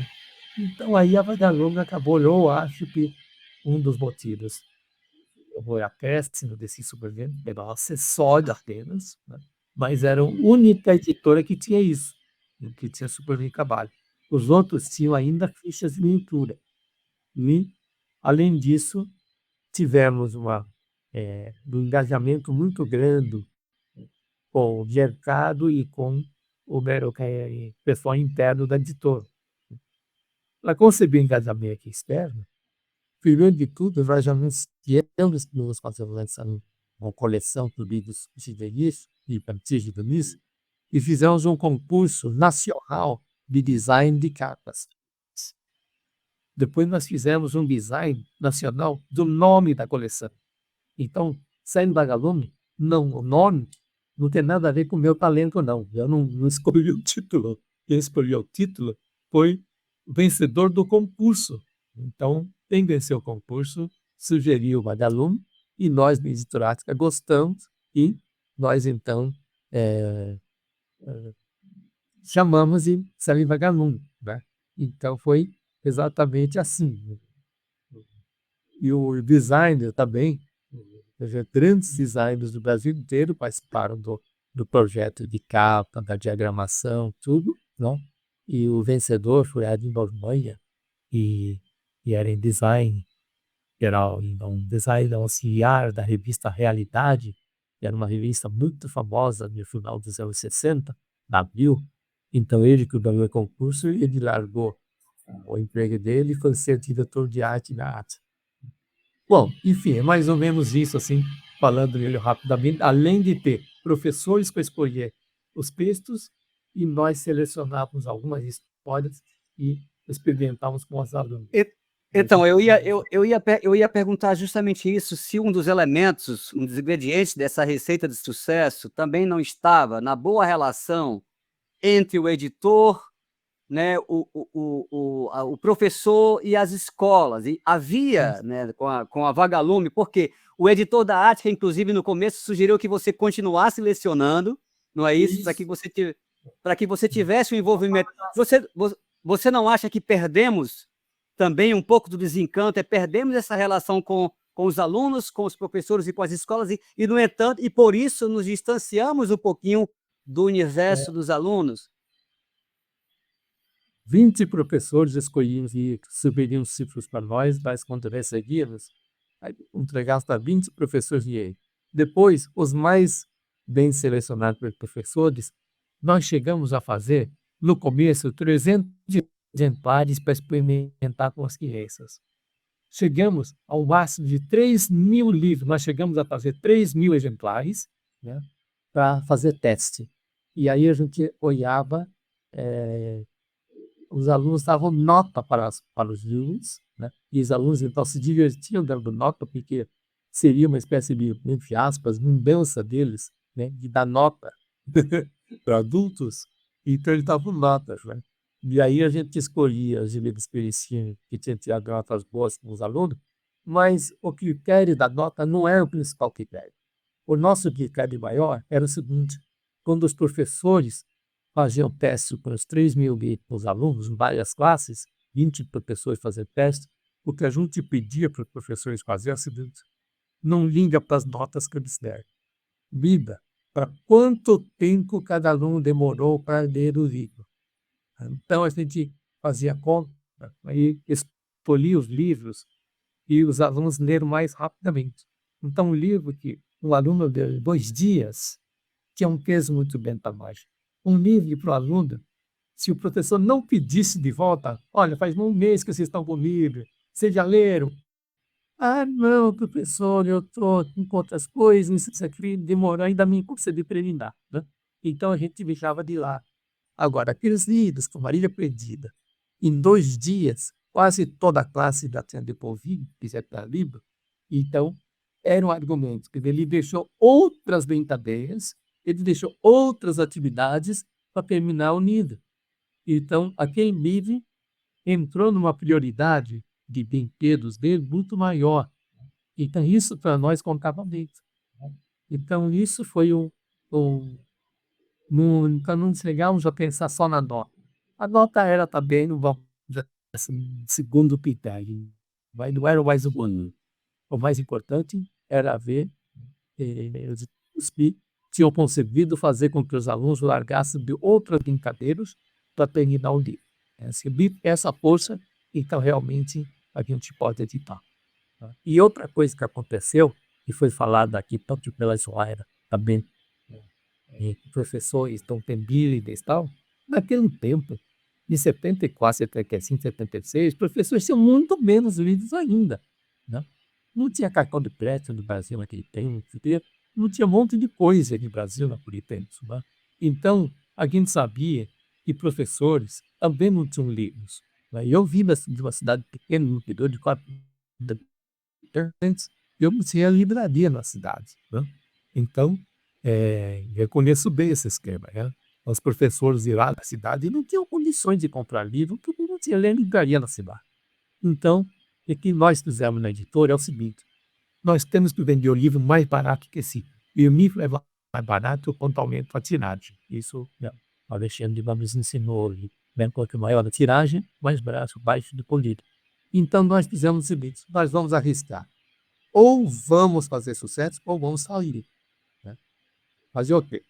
Nós passamos a distribuir, no começo, mais de 60 mil livros para os professores. Nós fizemos um cadastro e tinha 80 mil professores de português no Brasil naquela época. E tínhamos endereço, tínhamos tudo. Então, nós empregávamos pelo menos 60 mil livros de graça para o professor conhecer o livro, se ele pode indicar ou não para os alunos, né? Então, como a gente sabia que eles são poucos livros, se a gente mandasse 4 livros para eles, né, para semestre, para muitos professores eram os únicos livros que eles tinham na mão, né? Então, Aham. e quando eles viam o preço do livro era muito baixo, né, nós tínhamos um padrão de preço de livro, nossa, e nunca, nunca, nunca livro para jovem nunca custou o preço de uma revista semanal, né? Veja, por exemplo, Isto É, essas revistas semanais, se custasse na época, por exemplo, R$ 10, o nosso livro está 8. Então, nós nunca vendemos o preço da revista, porque mostramos para o professor, na hora que o professor pedia para o pai do aluno comprar um livro, e muitos pais naturalmente reclamavam: mas eu tenho que comprar um livro, né? E o professor então dizia: você não lê revistas? Ah, eu leio, sim, sim. E quanto você paga uma revista? Então, quem fosse leitor de revistas, ele pagava semanalmente mais do que um livro que ele ia comprar semestralmente, né?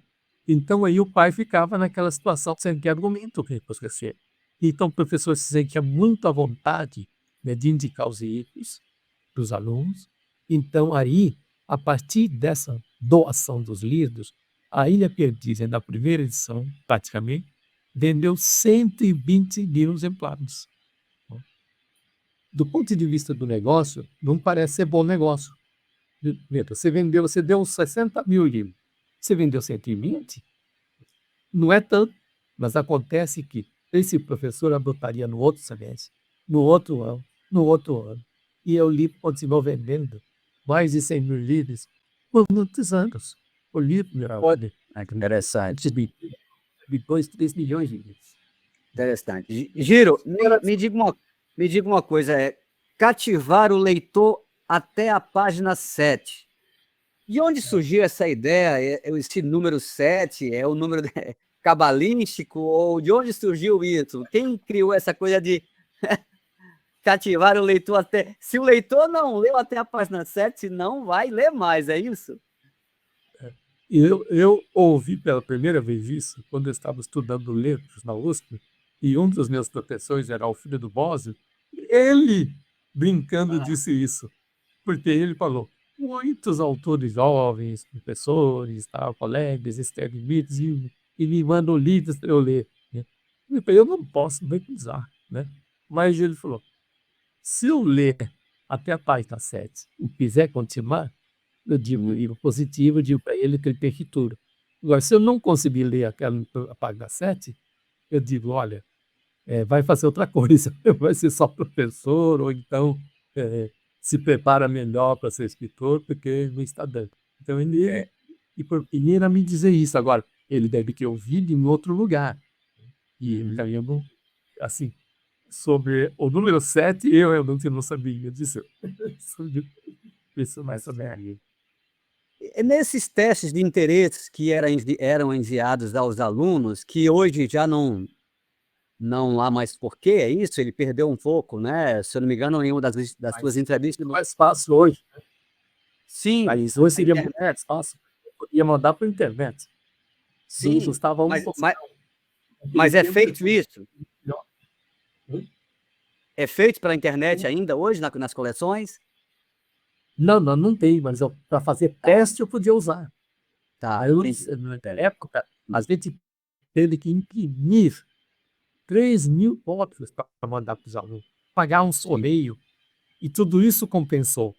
Agora, se naquele tempo eu tivesse internet, eu não mandava para 3.000 alunos, eu mandava para uns 50.000 alunos, percebe? Né? Sim, Então, porque eu não vou vender para 50.000, eu quero vender para 500.000. Então, eu posso arriscar isto, mas naquele tempo, o máximo que nós chegamos foi experimentar com 3.000 livros só. É o máximo. E já era muito. E a gente já estava arriscando a falir se não desse certo. Né? Porque podia não ter dado certo. Nada é, dizia aqui.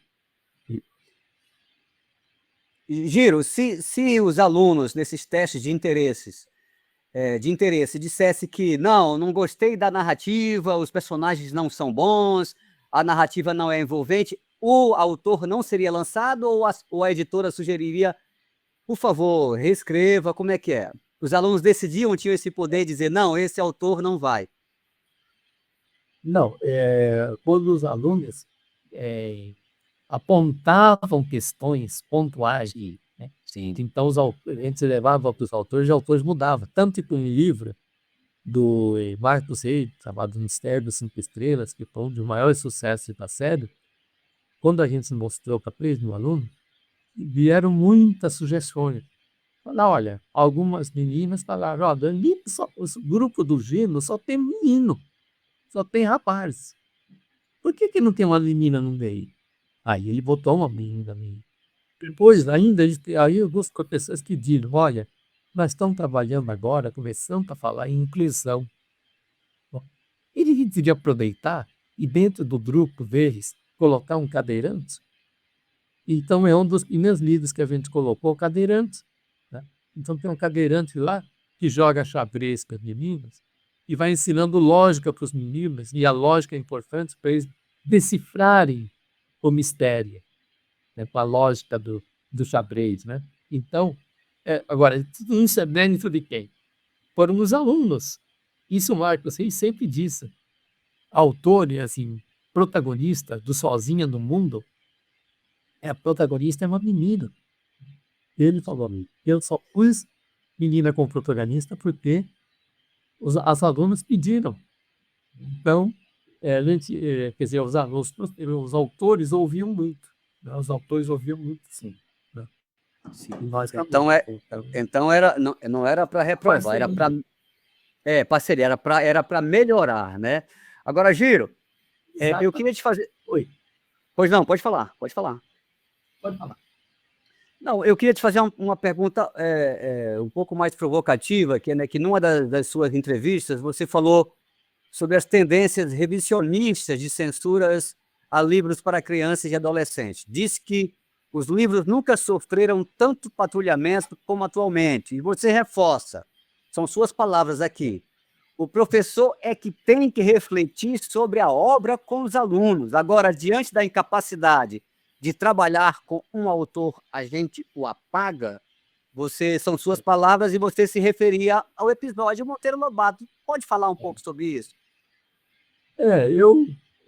Normalmente eu fujo da questão do Monteiro Lobato, assim, eu falaria do Monteiro Lobato assim, se eu tivesse, vamos dizer, horas para discutir.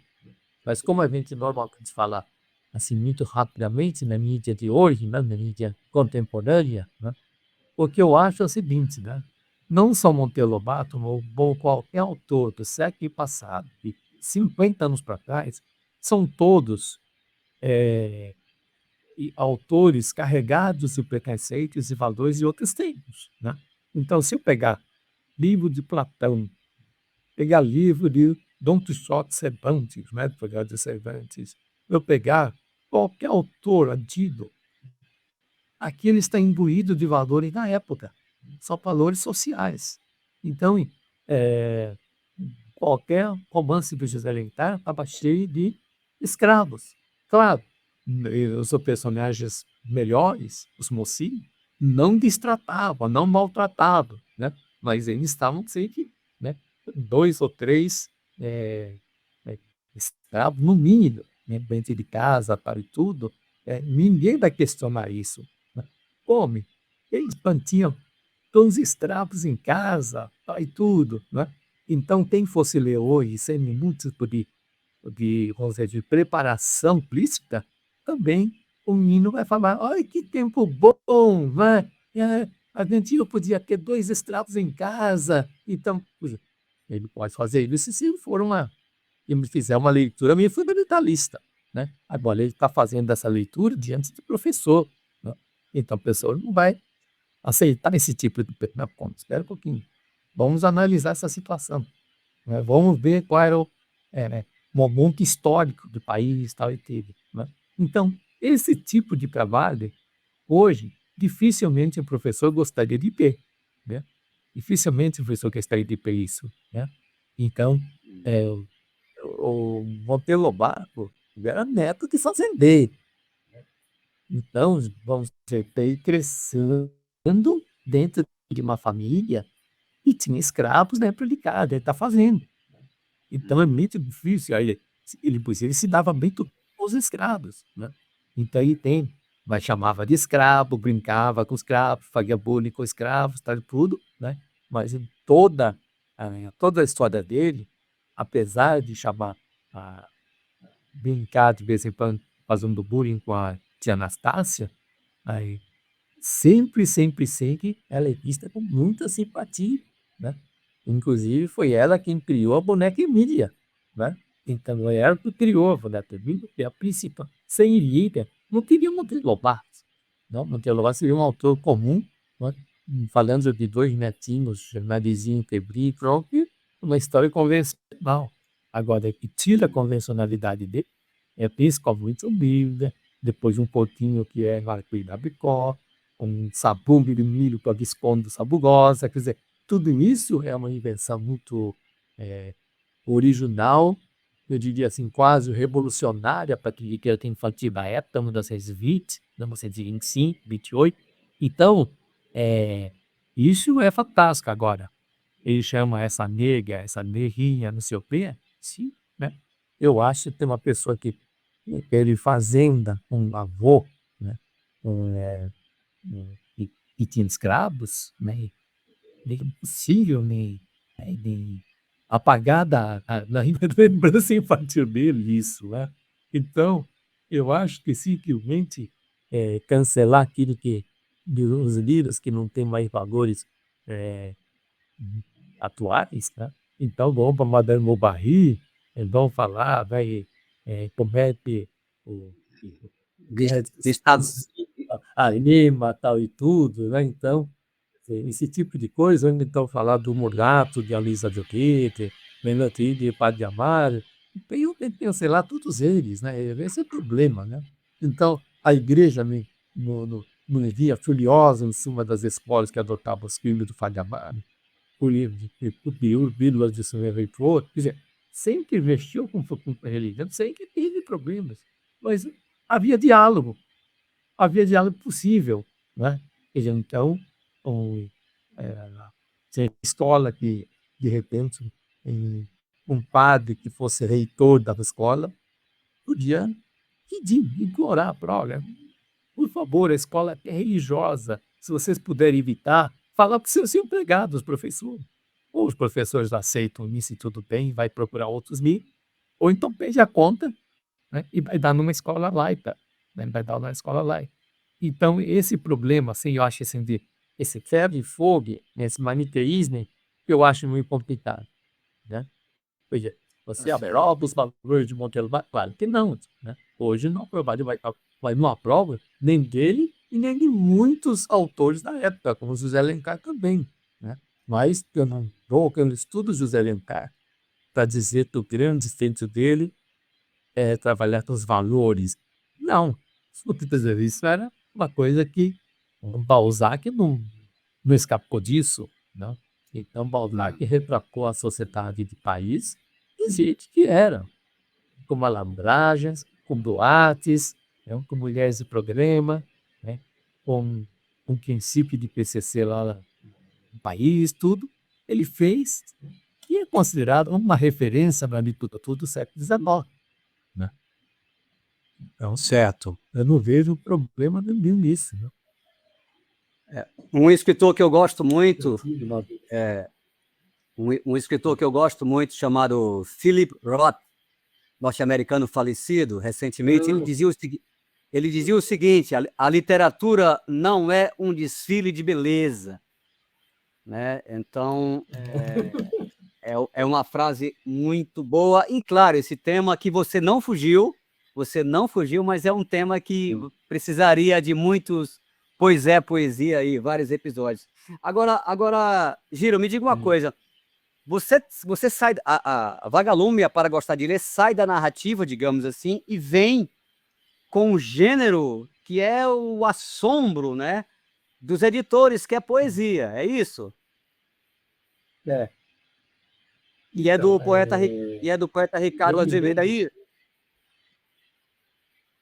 É isso, na verdade, na época que estava lá colocando, trabalhando quem Para Gostar de Ler, os 5 primeiros livros foram prontos. Sexto livro de Para Gostar de Ler era poesia, né? E o folheto, um panfleto que nós estávamos para 120 mil professores na época, o folheto tinha uma frase enorme para chamar a atenção dos professores, e coincidentemente hoje, esse folheto começava assim, títulos garrafais, estava assim, poesia. Então nós lançamos o livro de poesia número 6 da Para Gostar de Ler, com essa chamada, poesia. Olha E só. quando eu fui convidado aqui, Mas aí eu não, mas, digo, mas não, nossa, mas não vamos brigar não, né? um é um vínculo que me chamou aqui já de cara. Eu falei, nossa, Ah, que bom. afirmou. Olha só, é isso mesmo. É Exatamente. Cecília Meirelles. Quando nós lançamos este volume, como todo mundo dizia, olha, a poesia vai ser difícil, tudo. Aí nós fizemos um folheto muito bem feito, né? E o folheto tinha assim 4 páginas ou 5 páginas, alguma coisa assim. E a capa era assim, letras garrafais, poesia. E aí a pessoa abria e iria essa proposta nossa de fazer Para Gostar de Ler poesia. Que legal, que legal. Isso aqui também. Quase 200 mil exemplares para tirar. Tá? Tá certo, tá Foi certo. bom Maravilha. cambiar a poesia. Então, Gi- foi muito bom.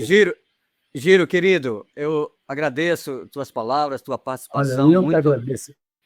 Eu que agradeço. Eu que agradeço por essa honra. Admiro o seu trabalho. Então foi muito bom eu ter conhecido aqui nesse papo. Maravilha, Muito maravilha. obrigado. Sucesso, tudo de bom, viu? Sucesso aí em tudo. Para você também. Para você também. Eu, Muito obrigado. maravilha. Até mais. Eu que comecei ali as minhas leituras, né, com as primeiras leituras, eu li da coleção Vagalume o volume Éramos Seis, né? É um livro que mexeu muito comigo e, enfim, dessa leitura em diante eu me senti completamente fisgado pela leitura. Foi um dos livros assim responsáveis por eu hoje, enfim, gostar de ler, ser leitor, enfim.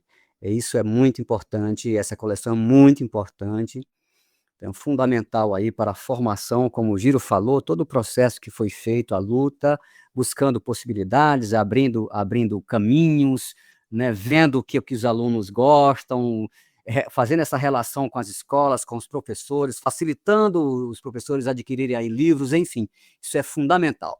O Pois é, a Poesia está um pouquinho além do tempo, mas vejam o conteúdo, né? O quanto tem coisa boa aí. E agora vamos seguindo, né? Heloísa Teixeira, ou Heloísa Buarque de Holanda, chegou a ser convidada para a edição do mês de março do nosso Pois é, Poesia aqui. Ela já estava com problemas respiratórios e não teve condição de participar, né? Mas a escritora e editora que nos deixou em 28 de março merece ser homenageada pelo papel que desempenhou ao longo de toda a vida a descoberta da poesia. Acompanhe meu irmão, ser amigo, Marcelo Abud, que preparou este trabalho, essa homenagem, essa singela homenagem a Heloísa Teixeira. Confira aí. Em janeiro de 2021, eu entrevistei Heloísa Teixeira para o podcast do Instituto Claro. Na ocasião, ela relembrou da luta que teve de travar para conseguir publicar artistas da poesia marginal e da geração mimeógrafo. Aparecer assim, o Chacal, Ana Cristina César, o Ali Salomão, Torquato Neto, esse povo todo escrevendo poesia, e eu publiquei todos. E foi uma briga incrível, porque diziam que não era literatura, que eles não sabiam escrever, que era uma porcaria, foi um inferno. A imprensa foi em cima, a academia me cancelou, e é engraçado que hoje é tudo cânone. Ana Cristina virou a grande escritora brasileira. Naquela época ela não sabia escrever. Chacal, Charles, enfim, Cacaso, tudo isso que a companhia está fazendo hoje, obra completa, vem da antologia. Heloísa Teixeira também comentou qual é o conceito que está por trás da geração mimeógrafo. A ideia era que fosse antiliterário, que não tivesse nada a ver com literatura. Ainda eles faziam os livros eles mesmos em casa, aliás, alguns graficamente lindíssimos, com desenhos incríveis, e eles diziam que era para você ler, era descartável. Quando você comprava, eles diziam, é descartável, lê e joga fora.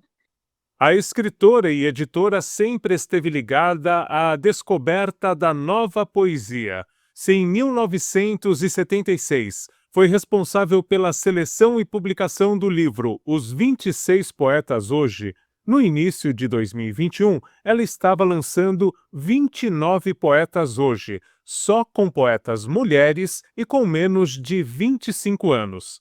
Para a agora saudosa Heloísa Teixeira, o slam é a fonte da nova poesia marginal.